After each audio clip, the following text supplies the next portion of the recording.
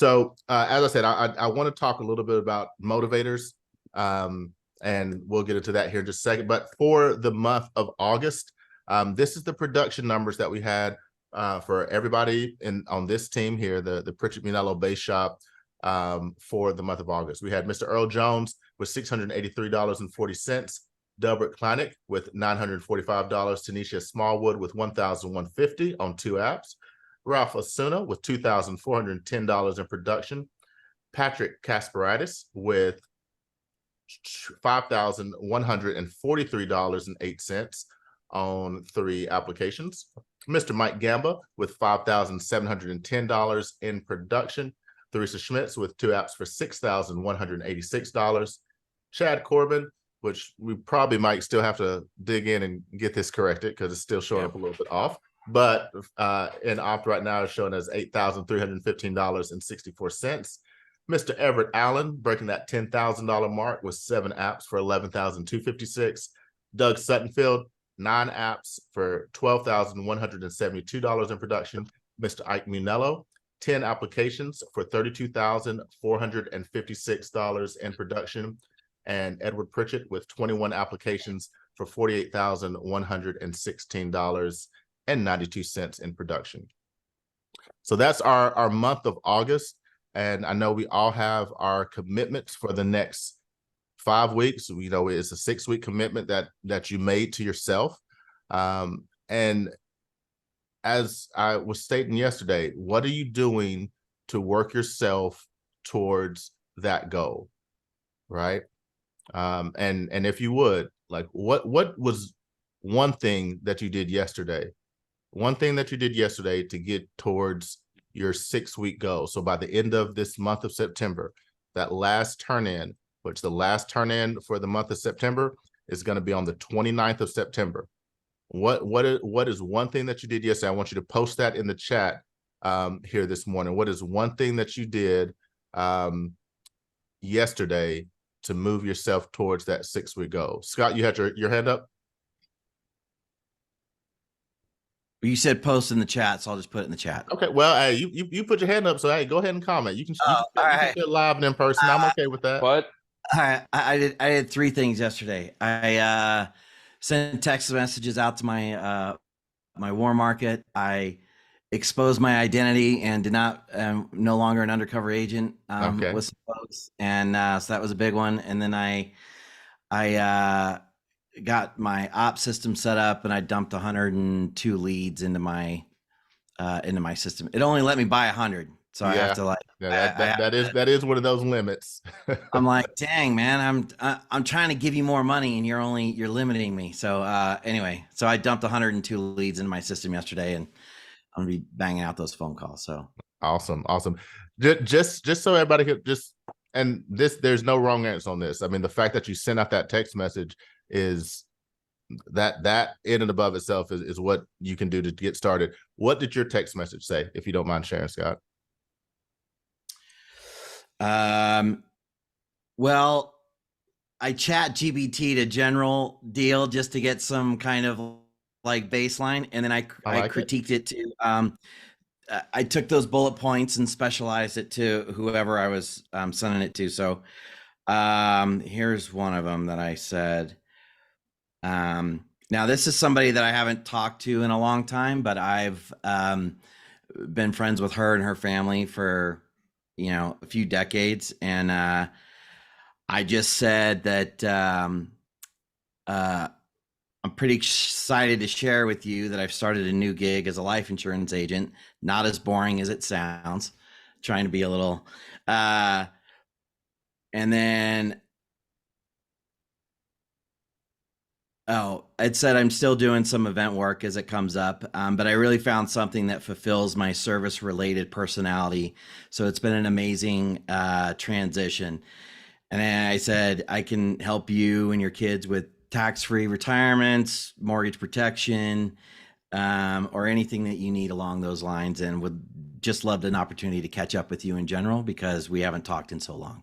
Nice. So just want to let you know that I was aware, but we're friends, so I don't have to be, you know, I can kind of dial it down a little bit. And so, but yeah, I said, either way, we should catch up soon. And then So they all were kind of like that, and then I've got 3 responses, and one of them actually is going to talk to her husband about doing an IUL, and they're firemen. So Okay. for their And kid. and here, and I love the way you put that, Scott, is like, if you're talking to your friends, like, you just talk like you would talk to your friends, right? You can be Yeah. funny. You can just, hey, I want to catch up, but I want to let you know what I'm doing right now. Right. Um, and you can use those what do they call them? Not catchwords or catchphrases, but where, those triggered words like tax-free retirement, the company that we use insurance to help people get out of debt. Everybody knows that life insurance is for, okay, when I die, my family gets some money. But like, what are those other things? I'm working with families to make sure that they have all the living benefits that life insurance can provide, such as, paying off cancer bills or, medical bills in the event of a critical illness, right? And Things that most people don't know that life insurance does. That's what we all should be sharing with our family and friends, right? Like, I don't know who your life insurance agent is. I would love to catch up with you and maybe be of service to you, because a lot of people don't know that there's living benefits on life insurance policies these days that can pay for critical illnesses like cancer or heart attack, right? And maybe that triggers something in them, and like, oh yeah, my sister had cancer here recently, and blah, blah. And now you have an opening to have the conversation. But just in the first, sending out the text in the first place, that's where it starts. So appreciate you sharing that with us this morning, Scott. yeah, sorry, thank you. And one more thing, I shared something with Ike this morning in our call beforehand. I have a friend of mine who last week uh, committed suicide, and it was somebody that she's just one of those people that you just never would think would do that. But her family is now having to run through this process without a policy. Mm. And so all of that stuff is kind of coming down the pipeline. And I know that a lot of policies have, um, suicide disclosures where you have to wait, like if nothing happens within the first year. So I don't know, man. It's just kind of, it, it's a really bad situation for her core group of family and friends. But, Mm. um, you know, after hearing that, it's every day every person I talk to, it's like, hey man, make sure you have something. Yeah. Don't be don't be that guy. Yeah. No, you I know. mean, but it's true. And we can talk with our family and friends in that way. And if you're not talking to them in that way, more than likely someone else isn't. And they're just waiting for, hopefully, a life insurance agent to reach out to them, or maybe they get something where they fill out a lead, and have a conversation with just some random person about how they can protect their family. But if we do the proactive measures that what you did, Scott, and I see some other people talking about posting on social, calling your fraternity brothers, and yeah, Henry, cleaning the desk. I mean, that's good. You want to make sure you have a clean desk, right? Don't spend too much time on the desk cleaning, because that's like a $6 an hour job right there. But yeah, you do want to have a clean desk, right? But Come on, man. you you gotta make sure that taking any opportunity to do that outreach, because as you're saying, Scott, when something happens, you don't want to be thinking, man, if I had only talked to so and so a month ago, 2 years ago, right? That suicide clause is like, after you had, not that we want to insure people so that if that happens, that their family still should be taken care of, but there is that 2-year suicide clause, right? If I have a policy and that happens, then it's one of those things where if I didn't have that policy for 2 years, the policy is not going to do anything for my family, and my family's left holding even more of a emotional and financial bucket than they would have had I already had something in place, right? So we never know who's going to need what we have to offer, but we want to make sure that we're offering it to as many people as we possibly can, and especially those people in our warm market and our family and friends. So keep that in mind as we're pushing forward into this month, into this 5-week turn in. Where are you for today? It's still very early in the week, very early in the week, right? You got some old leads. This is a great time. Like, man, let me go out and do some door knocking this afternoon and evening, right? Go ahead, Howard. A quick question. It's probably a really strange idea and stuff, but I don't know if it's like sometimes we have maybe if there's like cold leads and or maybe it's someone new you're trying to solicit to, and sometimes they might not necessarily respond like, "Would you like to buy insurance?" But would it be okay? I don't know if it's okay in the insurance industry if you say maybe here's a choice of say five ebooks, and one could be on building a birdhouse, another could be building a shed, another could be on arts and craft, and maybe hit just like try to hit five different might be on golfing, could be five different areas, and then this way get them engaged, have them maybe respond back to that, and also put it in there. By the way, I also cover insurance if you'd like to talk about that as well. But I just wanted to reach out and give you something and to sort of maybe break the ice. I don't know if Yeah, that's like okay or not. is it okay? Yes. Okay. I haven't heard of anybody doing anything like that. That's something new, not something we systematically do. Okay. The one thing that I would say as you're reaching out, especially for that outreach to people that you already know, family and friends, I'm not approaching them saying, "Hey, would you like to buy some life insurance?" I'm going to encourage everybody. Don't say it that way. All right. What you want to do is share what's going on in your life. Hey, I just want to let you know, started a new job, pretty amazing company. I'm in the financial services space. We do life insurance, retirement planning. I'm reaching out to my family and friends to make sure that, maybe you already have someone that's helping you out with that, but I'd love to, as a personal friend of yours, review maybe what you already have in place and see if I might be able to be of service to you, right? Something that simple, right? Where it's not saying I'm trying to sell you life insurance, because that's an immediate, no one wants to be sold. Everyone likes to buy. Yeah. Everybody wants to buy. All right. Think of the last time you went to the store. If you had the $1,000 in your pocket, what would you have been doing? You'd be like, oh, I want to get this. I'm going to get this. I'm going to get that. Right. So everybody wants to buy. No one wants to be sold. So when I'm approaching my family and friends, it's about how can I be of service to you? And then as I'm of service to you, then we may find ourselves in a buying situation for them. Because everybody, oh yeah, I already got it. I got it taken care of. That's fantastic. Anytime, like if I'm calling a lead and they say that, right, Doug? What do we say when they say, I already got it? Awesome. I'm so glad you already got it. Like that means that like 90% of my job is done now. All I want to be able to do is make sure that you have the best plan for what you're looking to do, and give you that secondary review. Because it's always good to look at things twice. Like something as important as your financial future is worth a second look, right? Yeah, exactly. You know what I'm saying? If it's my family and friends, I'm letting them know, hey, look, I'm sure you already got your insurance guy. You probably already got your retirement planning guy. And some of your family and friends will be like, no, I ain't got that guy. Oh, okay. Well, maybe we need to have a conversation and take a look at where you are and see if there's something that I can do for you. Or if they do have that guy's like, hey, I know you got your guy, and I'm sure he likes you. I'm family. I've been friends with you for 12 years. I would love to be able just to help me get better at what I do, just review what you have in place. And if it's great, I'll tell you exactly, man, you got the best thing, hold on to it. If there are some other options or alternatives that you may want to take a look at, I can give you that information, not sell you a policy. I can give you that information as well. You see where I'm going with this, guys? Like, I'm not trying to sell any of these people. I'm trying to find out, do they have a need? And once I find out that they have a need and I can show them some options that can solve that need, now I'm in a place where I can be in a buy-in situation. Too many, you guys are worried. And the reason that most of you are not reaching out to your warm market is because you don't, let's be honest with this. You don't want to sell your family and friends. Anybody? Is there anybody with me on that? I don't want to sell. I don't want to be the insurance pusher on my family and friends, right?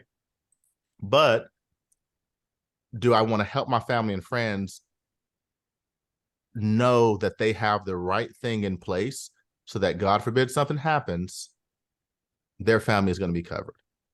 And that I do want to do. Like, I don't want to be that person where I'm attending someone's funeral and like, I know this seems like a crazy scenario, guys, but like for me, my family and friends, colleagues, people who I would attend their funeral, they know I sell insurance. And I don't want to be the guy at someone's funeral and their spouse comes up to me and be like, he left me with nothing. If you would have just talked to him, I wouldn't be in the situation I'm in right now. Like I dread, I fear that ever happening.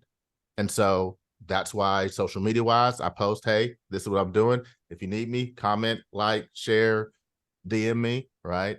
I send out, just like you're doing, Scott, from time to time, I send out text messages to friends. Like I have a friend of mine who's a doctor.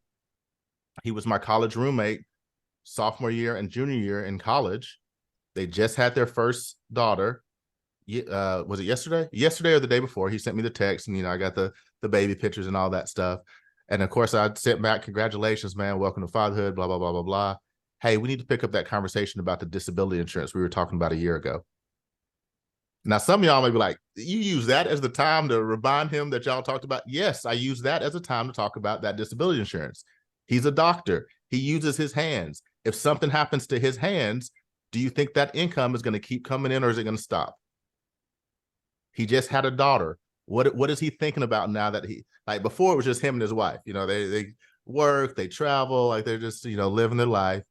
Now it's serious, right? Now it's gotten to another level. So yes, I'm going to use that time to remind him that we've had this conversation before, and I didn't push it on him. We talked about it. He heard me out. He's like, yeah, that sounds good. Let's keep talking. I'm like, all right, let's set a time to talk. All right, we'll get, and it's just kind of been that we haven't locked down an appointment. Now I'm using that as an opportunity to say, let's sit down and talk about this. Right. And of course, we'll talk about the disability because that's what he actually approached me about that because he knew I'm in insurance. But do you think I'm probably going to mention life insurance to him, Candy? Do you think I'm probably going to mention to him, like, do we have anything on your wife? Because, hey, Yusuf, if something happens to her and then you have this little girl to raise by yourself and you're trying to be a doctor, you're probably going to need some help, right? Probably need to hire some people to help you out because you want to continue your career. So that's what that life insurance, like maybe you don't need the income replacement, but you need the help replacement.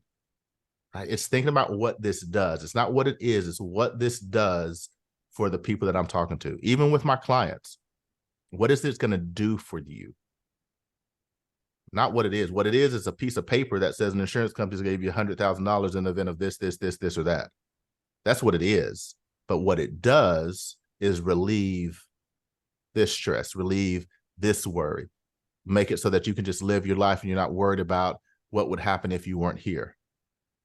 Because that is something that's going on in the back of many people's minds. They live with that fear all the time, even if it's not on the front of their mind, because they know if, God forbid, if I was to lose my job or I was to pass away or I was to have an illness, my family's up the creek without a paddle. And that's what we can solve. That's what it does. Doug, you had a comment? Yeah, you just brought it up. I was going to say exactly what it's not what it is, it's what it does. That's all I talk about. I never talk about what it is. Because what it is I'm selling, it's like and I had some family, on my wife's side, some of her family came over and helped us this week. We were cleaning out some buildings and doing some stuff that has to be done. I needed help, so I called them, to say, hey, I need your help. And we were talking, and they were younger, working. They're in their early stages of work. And I had a conversation. I said, hey, how are things going with your job? What does your company provide? I was just asking them questions. And I said, I don't know if this would help. I said, but if I didn't tell you guys about this, I said, you'll be mad at me one day. I said, so I'm gonna go ahead and tell you, some things that we need to have a conversation. And I just tell folks, we need to have a conversation. I said, it's not because I don't want you to use any of this stuff, but I sure as heck would rather have the conversation. What's available to you.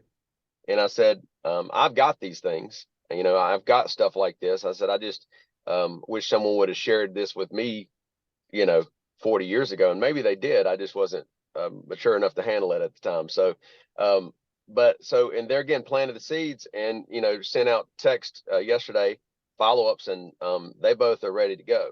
So but like I said, it's never what it is, never sells anything. What it does sells everything. Yeah. And I know it's like, Jeremy Miner talks, we're not selling. No, we're not. Sales isn't, sales isn't a numbers game. Activity is a numbers game, right? So if I focus on the activity, I'm not selling. I'm just doing the movement. But yeah, we got to have conversations. And every time I was with a client yesterday, did not write a policy on them, but we had it was a great appointment.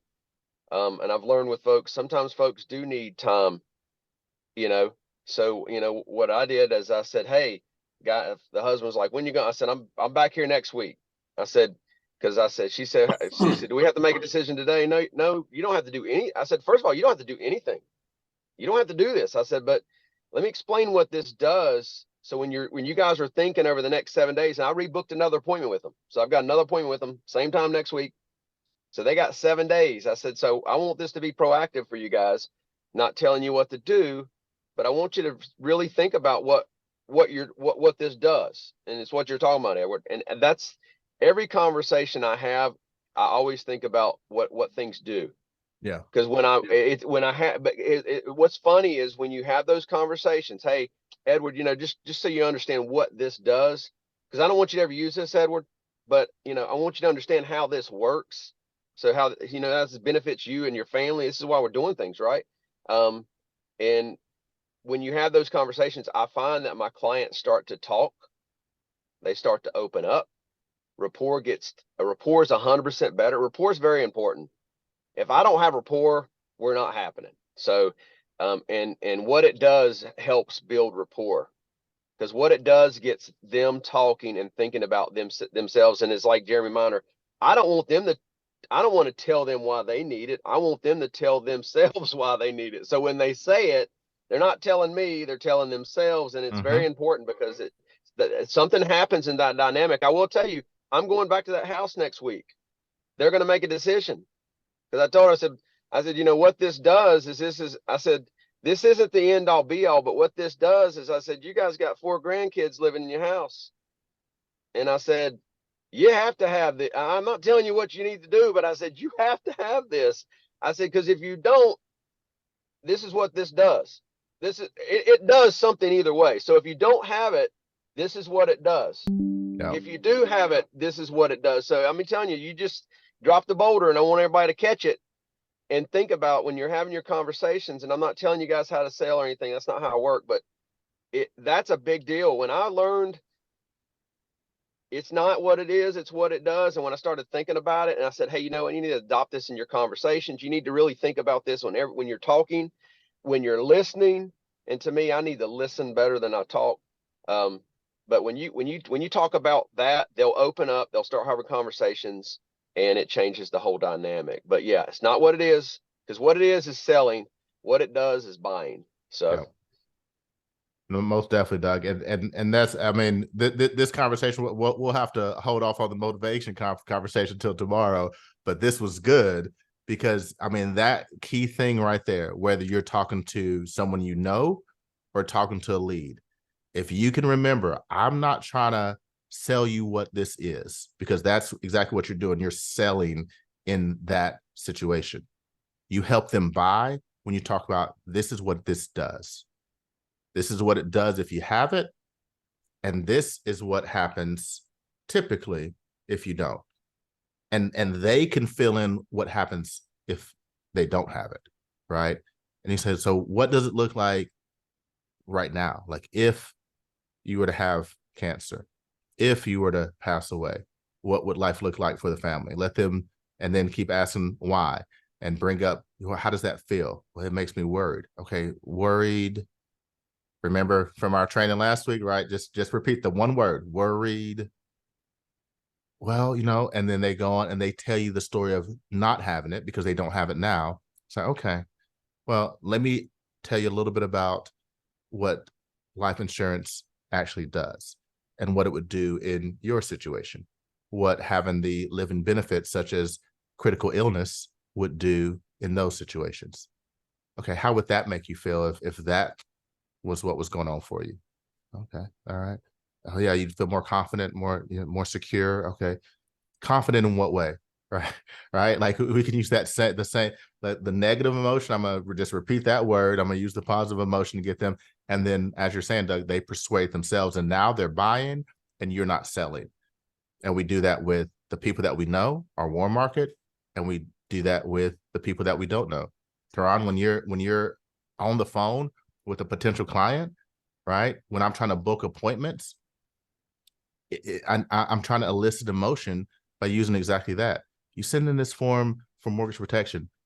What were you concerned about, or did you have any concerns? Okay, how does that make you feel? Unsure. Okay, unsure about, and now they're talking about why they'd be unsure and why they filled out that form. Okay, so it sounds like, and correct me if I'm wrong, but it sounds like this is something that you need to get taken care of. Yeah, Teron, we need to get this taken care of. That's why we sent the form in. Like, what can we do? Okay, well, here's what I can do. Let's. I have a little bit of time tomorrow. I either can meet with you around 4 o'clock or 6 o'clock. Which one of those works best for you? And now I've booked the appointment. And now when I go to the appointment, I've written down on my lead sheet, was concerned and worried about not having it, blah, blah, blah, blah, blah, blah. And guess what I'm going to talk about on that appointment? I'm going to talk about worry and concern, right? I'm going to talk about worry and concern because that they've already told me that's why they filled the form and why they're going to book the appointment. Go ahead, Ike. I know you had a comment before we wrap up here. Yeah.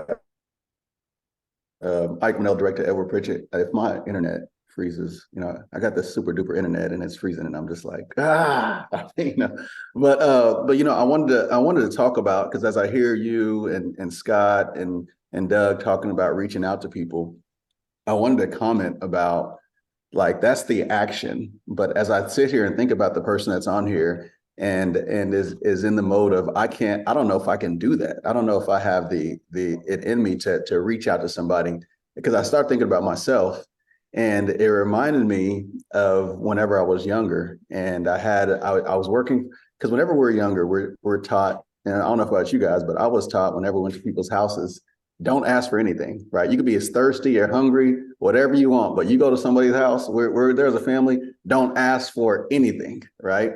And so inside, and this is, I'll give credit to my therapist for this years ago, but inside, I had something ingrained in me that I shouldn't ask for what I want. For years and years of conditioning, not asking for what I want. And I think there's some people on here that are in the same way. And what I realized is, I remember I started working, I was 15 years old, and I started working for this successful, I thought he was successful at the time, but he sold gold, and he had different offices and things like that. So I thought he was a billionaire. But one thing that I remember is, I remember watching him, and he always asked the customer to buy. He always asked for everything he wanted. He always asked for it. And I remember sitting there thinking, this guy's a bazillionaire. My parents didn't really grow up with much. They taught me not to ask for something. He asks for everything he wants, and he gets it. And I remember thinking, there's a shift. There's something wrong here. There's something wrong in the thinking of not asking for what you want. And from that point on, I remember thinking, you know what? Successful people ask for what they want. They reach out to their friends and ask for the appointment. They call and tell people, hey, it's time. Somebody says, no, they say, no, you need to, right? And so I think that mentality, some of us have that ingrained in us of that. And I think it's important to realize that successful people ask for what they want. Most definitely. As we wrap this up, I'll defer to Doug and Mike on this, but this used to, like, when we were going in home. All right. I know I'm going back to the Stone Ages here. When we were going in home, one of the things that Symmetry always taught was to always ask for something when you get into that house. Ask for a glass of water. I don't care if you're thirsty or not. Ask for some water. If they're having dinner, I can't tell you how many great meals. Sometimes it's like my second meal of the night, right? Because if they're eating dinner, we were taught, hey, you got an extra plate? Can I get a little bit of that, right? I mean, there's nothing like sitting down in the home with a potential client, and before we even got started with the appointment, we're sitting there having a meal with each other. Do you think that I sold in those homes? I mean, I can't remember. I'm sure there was probably one or two that I didn't sell, but I cannot remember off the top of my head a home that I ate a meal in and didn't sell a policy. And the other thing, we used to have we used to have contests about what's the craziest thing you can get somebody to give you in their home, right? And I was running appointments in Charleston, and and this guy had they had a, you know, he was a big meat eater. He had all this steak stuff, and he had this utensil that I guess is made in Charleston, and it's for flipping meat. All right, it's just a wooden handle with a metal rod, and it had a little hook on it, and you use it to turn the meat. It kind of spins with it. And I saw him using it. I was like, "What is that?" He was like, "Well, this is a Charleston hooker." I was like, what? A Charleston hooker. Like, okay, the play on words. It was funny. But I was like, before I left, I was like, I gotta get that. I gotta ask him for that. And by the time we were done with everything, I was like, I have to ask. I've never seen anything like that before, and that's a hilarious name. Could I have your Charleston hooker? I mean, we don't have those in Asheville. And he was like, sure, I can go get another one of these. And so I still, to this day, I still have that Charleston hooker, Mike. It's at the house in Asheville. And every time I use it, I remember that one appointment, right? Using that Charleston hooker. So being willing to ask, right? And that's what Symmetry was teaching. We don't have the same opportunity when we're not meeting in the home. But if you are ever meeting with someone in their home, definitely always at least a glass of water, right? Because you're right, if we don't at the end of the day ask, we're not ever going to get. And I see that for like the you know, wealthy people that I interact with on a regular basis, that's how they get what they want. And we are taught, you know, anybody that you talk to in kind of that who's been solidly middle class all their life, right? You're taught, oh, don't ask for something. Don't ask. I find myself having to tell my kids, you know, or having to not tell my kids, don't be asking for stuff, right? Because that's what I was told as a child. Oh, we're going to their house. Don't you ask for nothing, right? Anybody ever hear that when you were growing up? Like, we're going over to their house. Don't ask for anything. You can get it later, right? We train our kids that way. And I would encourage you, because again, every time my son and daughter, they most of the families of the kids that come over for play dates and this, that, and the other, and that they hang out with, I mean, that the average net worth in this community is probably around $12 to $15 million per household. And I'm telling you, those kids know how to ask for stuff. Their friends ask for stuff all the time. I'm like, don't you have food at your house? Like, why are you at, you know, like, go back to your house, right? But their parents are training them to do exactly what they're doing and how they have built businesses and empires the way they have. So when it comes to when we're interacting, I think this is a great one to end today on. When we're going in, we are trying to help them buy, right? We're not trying to sell them. We are trying to help them buy by showing them what it does, not what it is. And then being willing, and I'm glad you brought that up, like being willing to ask, right? We do get to a point in our conversation with someone, even when you're booking your appointment, right? Just like when I was doing the example with Tehran just a second ago. What works better for you, 4 o'clock or 6 o'clock? Like, we got to be willing to ask. And when we ask, the best way to ask is to present them with one of two options, and you're okay with both options, right? When we're asking for the appointment, 4 o'clock, 6 o'clock. If I'm asking for the sale, which one seems better for you all's budget? The $200,000 at $97 a month, or the $100,000 at $54 a month? I think the 100. I'm not giving them the option of saying no.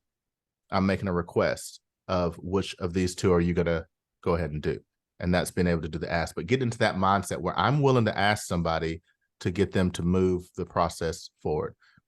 So today's huddle kind of went in a different direction, but I love the direction that it went, and I appreciate the feedback. I appreciate what you guys were given to allow for that to happen. That this is what we're trying to do on these calls, is to share the collective wisdom that we have. I mean, just on this call right now, guys, there's over 100 years, easily 100 years of life insurance sales experience on this call right here. Doesn't mean even this group knows everything. That's why we still pull in videos from time to time, pull in outside resources to share other things with us, or just to say it in a different way where maybe you'll get it. So I hope you'll continue to, as you plug into this, set aside the time to really engage and be here, be a part of this, because you can take what we talked about today and go start booking more appointments, go start writing more policies, go start helping your family and friends just from the stuff that we talked about here and what was shared today. But you have to be engaged. You have to be a part of this and take it away and go use it for it to have an impact on you. So hopefully all of you are going to do that as you go throughout the rest of your day today. Let's keep in mind that 6-week goal. What's the number going to look like on the 29th of September? And what are you doing today to take one more step towards that goal? And as we do that, we'll be able to go out and, as we do every day, help families out in a very substantial way with the products that we have to offer to them. So let's go out and do that. And we'll see you guys back here tomorrow morning. Let's get some numbers into op, get some production into op so that we can read it off tomorrow morning. Looking forward to celebrating with you guys on that. And we'll see you tomorrow at 10 a.m. Thanks, everybody.